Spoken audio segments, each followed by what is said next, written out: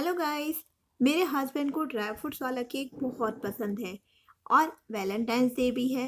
तो मैंने सोचा क्यों ना वैलेंटाइंस डे में हार्ट शेप का ड्राई फ्रूट्स वाला केक ही बनाया जाए।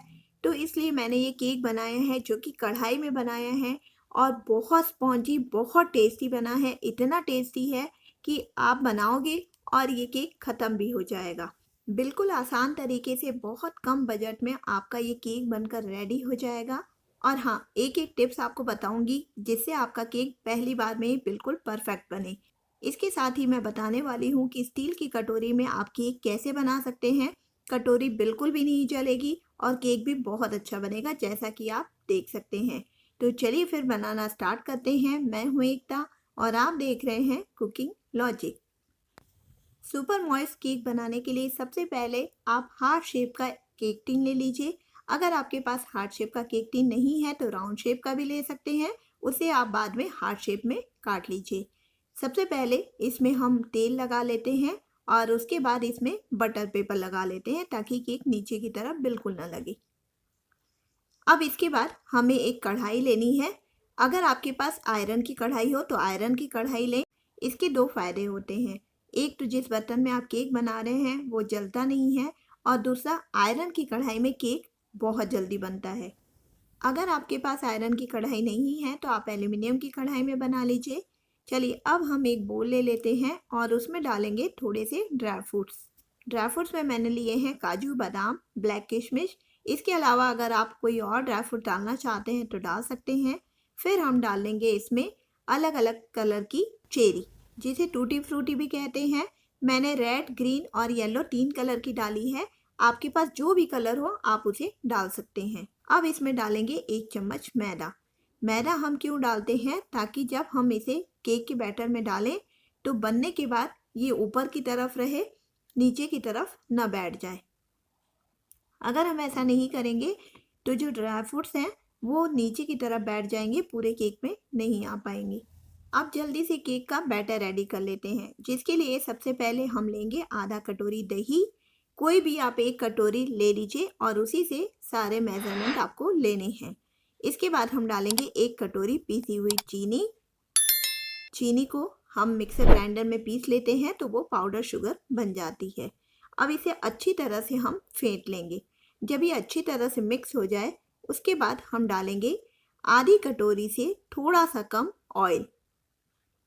ध्यान रखना है कि आधी कटोरी आपको नहीं डालना है, उससे थोड़ा कम डालना है। और उसके बाद इसे अच्छी तरह से 5 मिनट कम से कम फेंटना है। जितना अच्छा फेंटेंगे उतना अच्छा आपका केक बनेगा, इसलिए फेंटने में आपको कंजूसी नहीं करनी है। इसके बाद 1 चम्मच हम यहाँ पर डाल लेते हैं वनीला एसेंस और इसे अच्छी तरह मिक्स कर देते हैं। अब हम एक ले लेते हैं छलनी और उसमें डालेंगे 1 कटोरी मैदा ऑल पर्पस फ्लावर।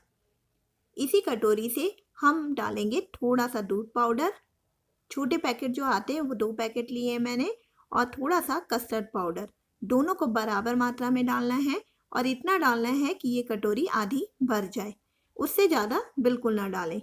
इसके बाद इसमें डलेगा 1 चम्मच बेकिंग पाउडर और आधी चम्मच बेकिंग सोडा। फिर इसे अच्छी तरह से मिक्स करके छान लेते हैं। ये देखिए, छानना इसलिए ज़रूरी है क्योंकि ये जो कण होते हैं वो लम्प्स पैदा करते हैं, इसलिए जब हम छान कर बनाते हैं तो केक में लम्प्स बिल्कुल नहीं आते। अब इसे अच्छी तरह से मिक्स कर लेना है और उसके बाद इसे जो दही और ऑयल का बैटर बनाया था हमने उसमें मिक्स कर देते हैं। एक साथ भी आप डाल सकते हैं, कोई प्रॉब्लम नहीं आएगी। बस इसे फेंटते समय आपको ध्यान रखना है कि एक ही डायरेक्शन में आपको फेंटना है। जो भी आपको टिप्स बता रही हूँ फ्रेंड्स, बहुत ध्यान से देखिएगा और वीडियो को स्किप बिल्कुल मत करिएगा। अब बैटर गाढ़ा है इसलिए हम इसमें डालेंगे दूध, जो कि नॉर्मल टेम्परेचर में लिया है मैंने। आधी कटोरी दूध ले रही हूँ, इससे ज़्यादा दूध की ज़रूरत आपको नहीं पड़ेगी। दूध जब भी डालें थोड़ा थोड़ा करके डालें, बहुत ज़्यादा एक साथ न डालें। थोड़ा सा डालें, मिलाएं, उसके बाद थोड़ा डालें और फिर मिलाएं। तो फ्रेंड्स, अगर वीडियो अच्छा लगा, मेरे बताए हुए टिप्स अच्छे लगे तो इस चैनल को सब्सक्राइब जरूर कर लीजिएगा ताकि और भी रेसिपीज़ आप तक पहुंच सके। अगर आप वीडियो को पूरा देखेंगे तो आपका केक बिल्कुल परफेक्ट बनेगा। लेकिन अगर फिर भी केक में कोई भी मिस्टेक होती है तो आप मुझे कमेंट बॉक्स में कमेंट करके पूछ सकते हैं। मैं आपके पूछे हुए क्वेश्चन का आंसर ज़रूर दूंगी। चलिए अब हम इसे कट एंड फोल्ड के मेथड से थोड़ा सा फेंट लेते हैं। सोडा डल चुका है इसमें, इसलिए बहुत ज़्यादा हमें नहीं फेंटना है।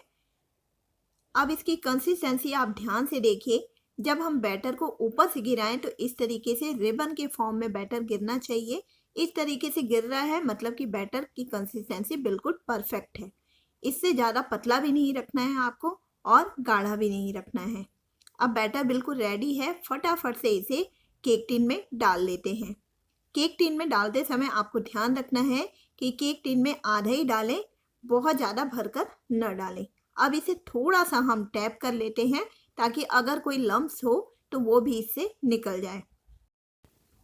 अब जो स्टार्टिंग में मैदे में हमने ड्राई फ्रूट्स कोट करके रखे थे वो ऊपर की तरफ से इसमें डाल लेते हैं और थोड़े से ड्राई फ्रूट्स मैं बचा रही हूँ। इसका क्या करना है ये मैं आपको आगे बताऊंगी। चलिए अब हम केक टिन को कढ़ाई में रख देते हैं। बहुत आराम से रखना है ताकि केक टिन बिल्कुल इधर उधर ना हो और उसके बाद इसे ढककर 20 से 25 मिनट के लिए छोड़ देते हैं। गैस की फ्लेम लो पर होनी चाहिए, हाई पे हमें बिल्कुल नहीं रखनी है। अब थोड़ा सा बैटर बच गया था जिसे मैंने स्टील की कटोरी में डालकर कुकर में बेक कर लिया है। कुकर में बनाते समय ध्यान रखना है कि सीटी नहीं लगानी, रबर नहीं लगाना और गैस की फ्लेम लो पर रखनी है। ये आप देख सकते हैं केक बहुत सुंदर बना है, बहुत स्पॉन्जी भी बना है और अब ये केक रेडी है तो हम इसे निकाल लेते हैं। अब इसे अच्छी तरह से ठंडा होने देते हैं, तब तक हम कढ़ाई की तरफ चलते हैं। 10 मिनट हो चुकी है। अब जो ड्राई फ्रूट्स हमने बचा कर रखे थे वो हम केक में डाल देते हैं। इससे क्या होगा, ड्राई फ्रूट्स नीचे की तरफ नहीं बैठेंगे और वो बिल्कुल ऊपर की तरफ ही रहेंगे। इसके बाद ढककर इसे 10 मिनट के लिए और पकने देते हैं। अगर कढ़ाई में ड्राई फ्रूट्स गिर जाते हैं तो उसे निकाल लें, नहीं तो वो जल जाएंगे। तो फ्रेंड्स हमारा heart shape dry fruits cake बिल्कुल रेडी है। ये देखिए सिलाई डालकर देखी मैंने, बिल्कुल भी बैटर नहीं लग रहा है, बहुत अच्छा स्पॉन्ज आया है। पहले आप देख सकते थे बैटर कितना था और स्पॉन्ज कितना आया है। अब इसे हम कढ़ाई से निकाल लेते हैं और पूरी तरह से ठंडा होने देते हैं। कटोरी का केक ठंडा हो चुका है। चलिए सबसे पहले हम उसे ही निकाल लेते हैं। एक प्लेट को उसके ऊपर उल्टा करेंगे और थोड़ा सा टैप करेंगे, बहुत आसानी से केक कटोरी से अलग हो जाएगा। तो फ्रेंड्स अब टेंशन लेने की बिल्कुल ज़रूरत नहीं है, केक मोल्ड की भी ज़रूरत नहीं है। स्टील का बर्तन लीजिए, उसमें केक बनाइए, बहुत अच्छा बनेगा। आप देख सकते हैं केक कितना अच्छा बना है, आगे से पीछे से स्पॉन्ज भी बहुत अच्छा आया है और कटोरी भी मैं आपको दिखा देती हूँ, कटोरी भी बिल्कुल नहीं जली है। चलिए थोड़ी देर हो चुकी है, ये वाला केक भी हमारा ठंडा हो चुका है। अब इसे भी हम केक मोल्ड से अलग कर लेते हैं। ये देखिए आप देख सकते हैं कितना ज़्यादा स्पॉन्जी बना है, बहुत ज़्यादा मॉइस्ट है। वैलेंटाइन डे के लिए हम बना रहे हैं तो इसलिए थोड़ा सा गार्निश करना तो बनता है। तो रेड वाली जो चेरी आती है उससे मैंने इसे गार्निश कर लिया है। अब लग रहा है ना वैलेंटाइन डे के लिए केक है। आप भी बहुत आसानी से इस केक को घर में बना सकते हैं और अपने हस्बैंड को या फिर अपने बॉयफ्रेंड को खुश कर सकते हैं। तो सोच क्या रहे हैं, जल्दी से बनाइए और मुझे कमेंट करके ज़रूर बताइए कि केक कैसा बना।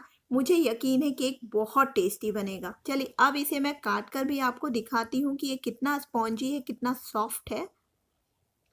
केक की बहुत सारी रेसिपीज़ मैंने आपके साथ शेयर की है, अलग अलग तरह के केक की, जैसे red velvet cake, black forest cake, आटे से बना केक, कैरेट केक, सूजी केक, बहुत सारे केक की रेसिपीज़ हैं जिनका लिंक मैं इस वीडियो के डिस्क्रिप्शन बॉक्स में डाल दूंगी। आप वहां से आसानी से देख सकते हैं, नहीं तो मेरे चैनल कुकिंग लॉजिक पर जाकर आप देख सकते हैं। ये देखिए केक सभी तरफ से बहुत अच्छा सिका है, कितना स्पॉन्ज है, मॉइस्ट है और बहुत ज़्यादा सॉफ्ट भी है। तो इस वैलेंटाइन डे मेरी रेसिपी से केक ज़रूर बनाइए, मेरी गारंटी है कि केक बहुत अच्छा बनेगा। तो चलिए इसी के साथ हम मिलते हैं अगले वीडियो में एक नई रेसिपी के साथ। तब तक के लिए bye bye and take care. Happy Valentine's day.